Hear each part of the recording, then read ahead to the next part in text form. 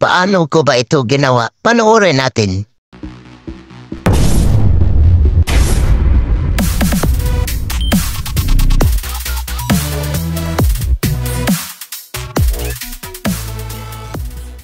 Unang gagawin natin ay mag-record muna tayo ng video na tulad nito. Kunwari, lumundag kayo. Yan. Pagkatapos mong lumundag, umalis ka na sa video kasi kailangan natin ang background. Pagkatapos, bumalik ka para sa pangalawa mong paglundag kung saan ka banda maglalanding. So, dyan ako sa gilid, pumuesto para sa pangalawa kong paglundag. Ganyan. Ganyan lang mga kabisda kung paano mag-record ng video na tulad nito. So, open natin ang CapCut para mag-edit na tayo. Open CapCut, pindutin ang New Project. Pagkatapos dito, i-add na natin yung video clip na ginawa natin. Yan. Pagkatapos, pindutin dito sa baba yung add. Pagkatapos, play muna natin. At dito mga kabisdak, sa paglundag ko dito tayo mag-split. Pindutin ang split. Pagkatapos, i-play muna natin. Dito mga kabisdak, itong naglalakad ako palabas, kailangan natin yan tanggalin. I-delete natin yan kasi di natin yan kailangan. So dito banda, mag-split tayo dito. So, pindutin natin itong split. Yan, pindutin ang split. Tapos, dito sa kaliwa, yan, i-delete natin, pindutin yung delete. Pagkatapos, kailangan natin ang background kahit 3 seconds lang. Pindutin natin yung split. Dahil kailangan natin yung background. Dahil yung naglalakad ako, ay i-delete natin yan kasi di natin yan kailangan. So, hanapin natin dito yung pangalawa kong paglundag yan. At yan, mag-split tayo dito. I-split natin para ma-delete natin itong nasa kaliwa natin. Yan, yung naglalakad ako. Yan, pindutin yan, tapos pindutin ang delete. Yan, pagkatapos, play natin. So dito mga kabisdak, balik tayo sa una. At dito, mag-add na tayo ng blasting smoke effect. Pindutin natin ang overlay. Pagkatapos, pindutin ang add overlay. Itong blasting smoke effect mga kabisdak, pwede nyo i-download sa YouTube. I-search nyo lang. So pindutin natin yung add. At yan, andyan na siya mga kabisdak. So, kailangan nating tanggalin yung black background niya. So, hanapin natin dito yung splice. Yan. Pindutin natin yung splice. Pagkatapos, dito mamili kayo kung alin yung nagtatanggal ng background. So, pindutin natin itong filter. Ito yung napili ko, itong filter. Yan. At pagkatapos, pindutin natin yung check sa baba. Pagkatapos, dito, mga kabisdak sa video natin, kailangan natin itong ipatong dito sa una kong paglundag. So, i-adjust lang natin. Pindutin natin itong smoke blasting effect. Yan.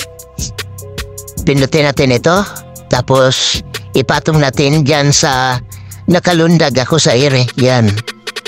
Para magbuka siyang nag-teleport talaga ako. Yan. Ipatong natin yan dyan. Pagkatapos pindutin ulit itong add overlay sa baba. Yan. Pindutin natin yan. Mag-add ulit tayo ng lightning effect. Pwede nyo i-download sa YouTube. I-search nyo lang. So, yan. Pindutin natin yung add sa baba.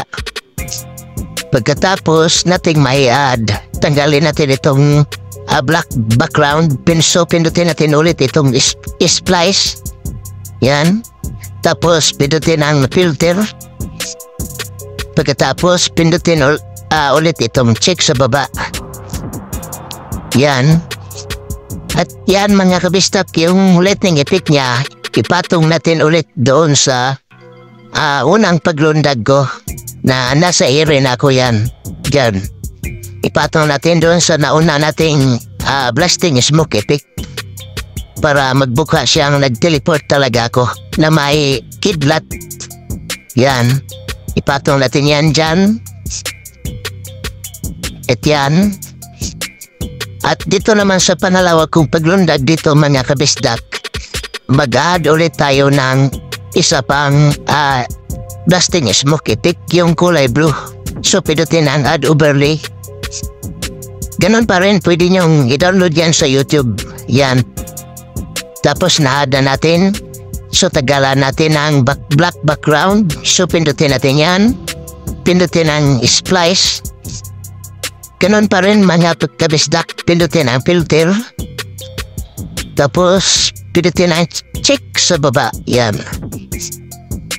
Ang kaibahan lang nito ay kulay blue siya. So kailangan natin yan ipatong doon sa pangalawa kong paglundag. Pindutin natin yan.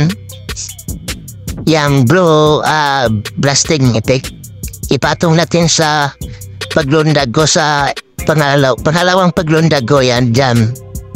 Para astig tingnan. Parang nag-teleport talaga ako. So yan, nalagay na natin.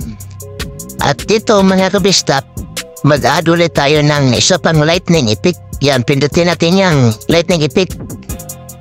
I-duplicate lang natin yan para may lagay natin doon sa pangalawa kong paglundag. So hanapin natin dito yung duplicate sa baba.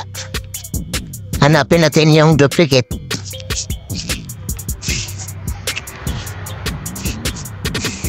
At yan, pindutin natin yung duplicate. I-adjust lang natin ito. Ipatong natin dito sa pangalawa kong paglundag yung lightning effect niya. So pindutin natin ulit itong dinuplicate nating lightning effect. Ayan, tapos i-adjust natin, lagay natin dyan sa pangalawa kong paglundag. Yan. Pagkatapos palakihin natin yan konti. Yan. Para maganda tingnan yung pag-teleport ko. So i-play natin mga kabisdak kung okay na ba. At yan, mukhang okay na mga kabistak. So ganyan lang mga kabistak kung paano ko yan ginagawa. Simple lang yan. Sana'y nasundan niyo ako. So pindutin natin itong export. I-export na natin. So ganun lang mga kabistak. Maraming salamat sa inyong panonood. Sana ay huwag kalimutan mag-like, comment at mag-subscribe. Maraming salamat.